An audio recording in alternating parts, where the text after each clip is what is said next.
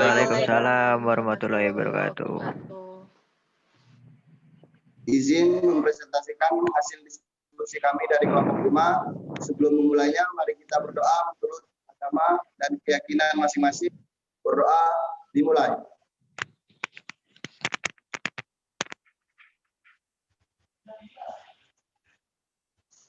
Selesai. Baik, langsung saja kita sambut dengan materi yang pertama tentang penilaian yang akan disampaikan oleh Saudara Pandu Effendi. Untuk Roy Pandu Effendi, waktu dan tempat dipersilahkan.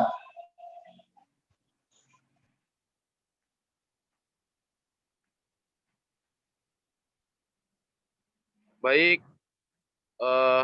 di sini saya akan mempresentasikan pembahasan tentang pengertian instrumen penilaian. Bisa kita lihat di PowerPoint dan bisa dibaca bersama-sama. Secara umum yang dimaksud instrumen penilaian itu suatu alat yang memenuhi persyaratan akademis sehingga dapat dipergunakan sebagai alat untuk mengukur suatu objek ukur atau mengumpulkan data mengenai variabel. Maksud dari penjelasan ini, seperti dalam bidang penelitian, instrumen diartikan sebagai alat untuk mengumpulkan data mengenai variabel, yaitu variabel penelitian untuk kebutuhan penelitian. Kemudian sementara dalam bidang pendidikan, instrumen digunakan untuk mengukur prestasi belajar siswa. Dan faktor-faktor yang diduga mempunyai hubungan atau berpengaruh terhadap hasil belajar, perkembangan hasil belajar siswa, keberhasilan proses belajar mengajar guru, dan keberhasilan mencapai suatu program tertentu. Nah, sedangkan menurut Permendikbud nomor 104 tahun 2014 instrumen penilaian adalah alat yang digunakan untuk menilai capaian pembelajaran peserta didik. Contohnya yaitu dapat untuk digunakan sebagai tes dan skala sikap. Kemudian ada juga pengertian lainnya menjelaskan bahwa instrumen adalah alat ukur yang digunakan untuk mengumpulkan data, dapat berupa tes atau non-tes. Tes atau penilaian merupakan alat ukur pengumpulan data yang mendorong peserta memberikan penampilan maksimal. Nah, sedangkan instrumen non-tes yaitu alat ukur yang mendorong peserta didik untuk memberikan penampilan tipikal, yaitu melaporkan keadaan dirinya dengan memberikan respon secara jujur sesuai dengan pikiran dan perasaannya masing-masing. Mungkin dari definisi instrumen penilaian dari saya itu saja, dan akan dilanjutkan dengan teman saya. Waktu dan tempat dipersilakan.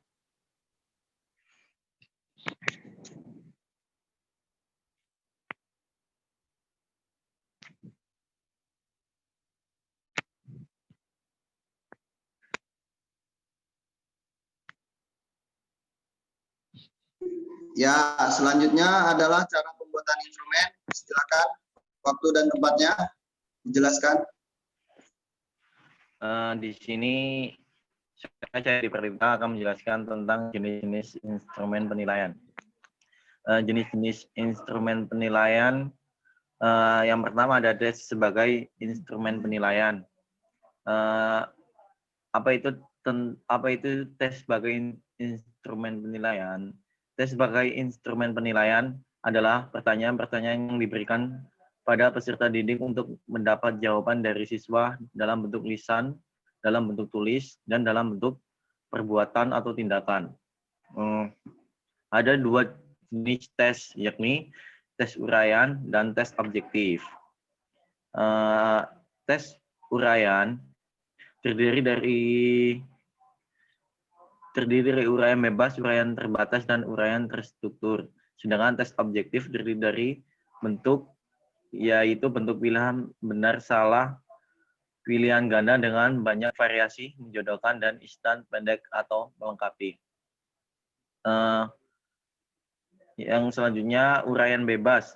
Uraian bebas, dalam uraian bebas, jawaban peserta didik tidak dibatasi. Bergantung pada pandangan peserta didik itu sendiri, hal ini disebabkan oleh isi pertanyaan. Uraian bebas sifatnya umum. Yang kedua, uraian terbatas.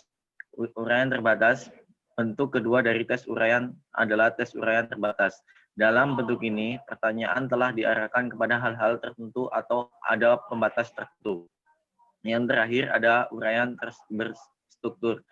Soal berstruktur dipandang sebagai bentuk antara soal-soal objektif dan soal-soal esai.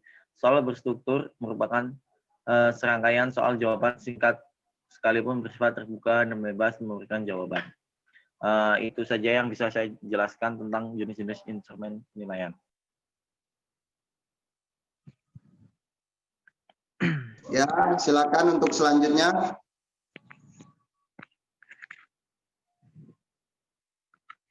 Selanjutnya ada cara pembuatan instrumen penilaian. Di sini instrumen penilaian ada beberapa, ada 4.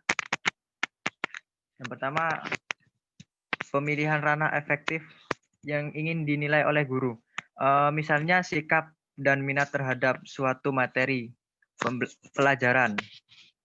Terus yang kedua, ada penentuan indikator. Apa yang sekiranya dapat digunakan untuk mengetahui bagaimana sikap dan minat siswa terhadap suatu materi pembelajaran. Yang ketiga, ada beberapa contoh indikator, misalnya untuk mengetahui bagaimana sikap dan minat siswa terhadap suatu pembelajaran, yaitu yang ke-1 ada persentase kehadiran atau ketidakhadiran di kelas. Yang kedua ada aktivitas siswa selama kegiatan pembelajaran yang berlangsung. Misalnya, apakah suka bertanya, terlibat aktif dalam diskusi, aktif memperhatikan penjelasan guru, dan sebagainya. Yang ketiga ada penyelesaian tugas-tugas belajar yang diberikan seperti ketepatan waktu mengumpul PR atau tugas lainnya. Dan yang keempat, kerapian buku, catatan, dan kelengkapan bahan belajar lainnya terkait materi pembelajaran tersebut. Terus selanjutnya yang keempat, penentuan jenis-jenis skala yang digunakan. Misalnya jika menggunakan skala Likert, berarti ada 5 rentang skala, yaitu yang ke-1 tidak berminat, yang kedua kurang berminat, dan yang ketiga netral, keempat berminat.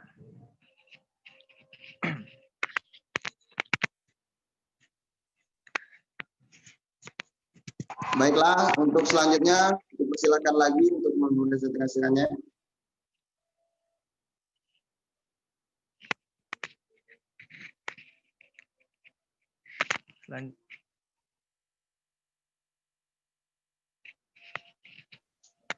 Terima kasih kepada moderator. Di sini saya akan menjelaskan tentang prinsip instrumen yang ada di SD, SMP, dan SMA. Yang pertama, prinsip instrumen di SD. Prinsip instrumen di SD, standar penilaian pendidik adalah kriteria mengenai mekanisme, prosedur, dan instrumen penilaian hasil belajar peserta didik. Penilaian pendidikan merupakan proses pengumpulan dan pengolahan informasi untuk mengukur pencapaian hasil belajar peserta didik. Penilaian pendidikan tersebut mencakup beberapa hal pokok, di antaranya yang pertama penilaian otentik. Penilaian otentik dalam praktiknya merupakan penilaian yang paling sering dilakukan oleh guru. Penilaian otentik merupakan penilaian yang dilakukan secara komprehensif atau lengkap, mencakup semua hal yang diperlukan untuk melakukan penilaian, mulai dari input, masukan, proses, hasil input, keluar dalam pembelajaran. Yang kedua, penilaian standar penilaian pendidikan pada peraturan terbaru ini juga memuat tentang penilaian diri yang dilakukan oleh masing-masing peserta didik secara reflektif. Penilaian diri ini akan membantu siswa mengetahui dan membandingkan posisi relatifnya dengan kriteria yang telah ditetapkan. Yang ketiga, penilaian berbasis portofolio. Dalam menilai keseluruhan entitas proses belajar para siswa, maka guru dapat melakukan melalui penilaian berbasis portofolio, yang juga termasuk penugasan perseorangan atau kelompok, baik di dalam kelas dan ataupun di luar kelas, khususnya mengenai sikap, perilaku, dan keterampilan peserta didik. Selanjutnya, ulangan. Ulangan merupakan sebuah proses pengukuran pencapaian kompetensi para siswa yang dilakukan secara berkelanjutan dalam proses pembelajaran. Selanjutnya, ulangan harian. Secara berkala atau periode tertentu, guru tentu melakukan penilaian melalui ulangan. Ulangan harian dilakukan untuk mengukur sejauh mana pencapaian kompetisi yang diperoleh para siswa setelah mereka menyelesaikan satu kompetensi dasar atau KD. Jadi pada praktiknya, para guru diberi keleluasan dalam menentukan jumlah kompetensi dasar yang akan dimuat pada ulangan harian sesuai dengan kedalaman dan keluasan bahan materi pembelajaran. Yang terakhir, ulangan tengah semester. Setelah para siswa menempuh pembelajaran selama 8-9 minggu, maka guru perlu melakukan penilaian untuk mengukur pencapaian kompetensi peserta didik melalui ulangan tengah semester. Seluruh indikator pembelajaran yang telah diberikan pada prode tertentu harus diujikan lagi kepada siswa di SD. Jadwal kegiatan ulangan tengah semester biasanya dilaksanakan pada minggu pertengahan bulan Maret dan September. Terima kasih. Selanjutnya akan disampaikan oleh saudara saya, yaitu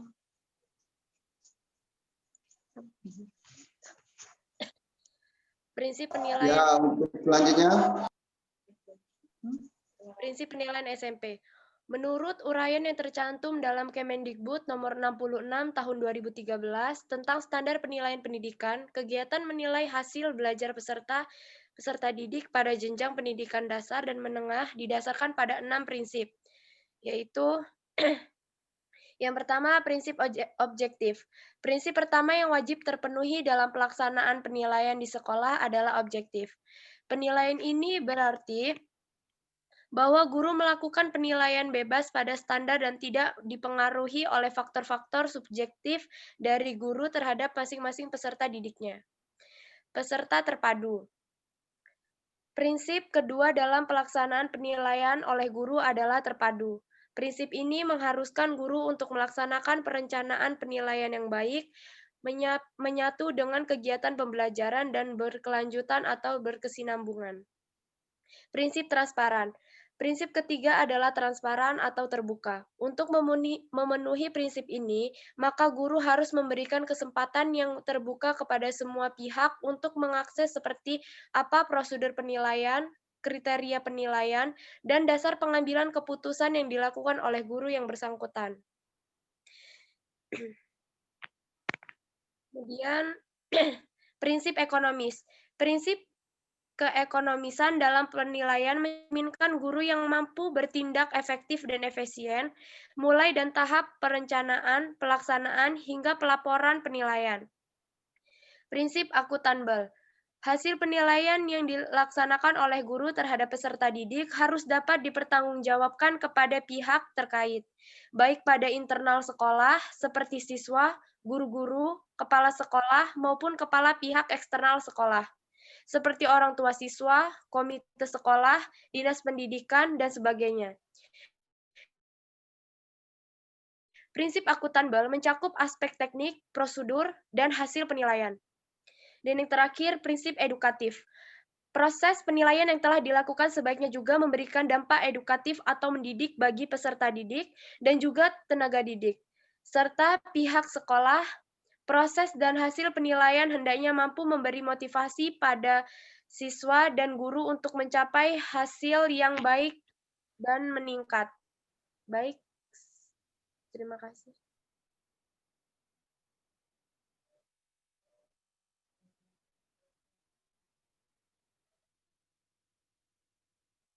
Baik, untuk selanjutnya. Prinsip penilaian di SMA. Prinsip penilaian di SMA itu mulai dari tahun 2015, tata cara penilaian SD, SMP, dan SMA merujuk pada Peraturan Menteri Pendidikan dan Kebudayaan Nomor 53 Tahun 2015. Peraturan ini bertujuan mengatur penilaian hasil belajar mencakup kurikulum 2006 dan kurikulum 2013.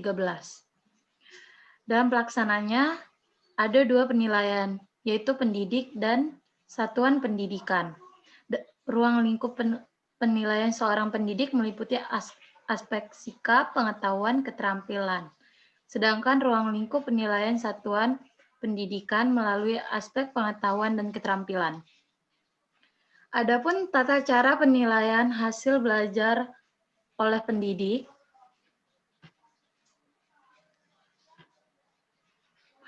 yang satu itu merencanakan strategi. Itu biasanya pendidik akan merencanakan strategi dengan cara menyusun RPP atau rencana pelaksanaan pembelajaran. Yang kedua itu penilaian aspek sikap yang dilakukan oleh observasi. Itu biasanya pengamatan, kita mengamati langsung pendidik ke siswanya untuk mendapatkan sumber informasi utama. Yang ketiga itu ada penilaian aspek pengetahuan. Itu biasanya melalui tes, seperti tes tertulis dan non tertulis, dan ada juga penugasan. Yang selanjutnya ada penilaian keterampilan. Itu biasanya dilakukan oleh pendidik melalui praktik, produk, proyek, dan portofolio. Yang selanjutnya ada peserta didik yang belum mencapai KKM. Itu berarti dia harus mengikuti pembelajaran ulang atau pembelajaran yang remedi. Yang selanjutnya ada tata cara penilaian hasil belajar oleh satuan pendidikan sekolah.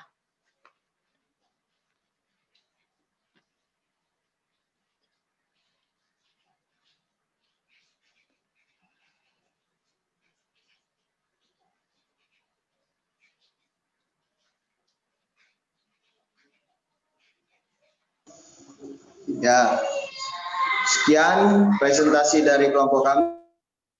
Jika dalam penyampaian ada kekurangan dan salah-salah kata, kami mohon maaf, pada Allah kami mohon ampun. Kami akhiri, bila taufiq wal hidayah. Wassalamualaikum warahmatullahi wabarakatuh. Waalaikumsalam warahmatullahi wabarakatuh. Waalaikumsalam warahmatullahi wabarakatuh.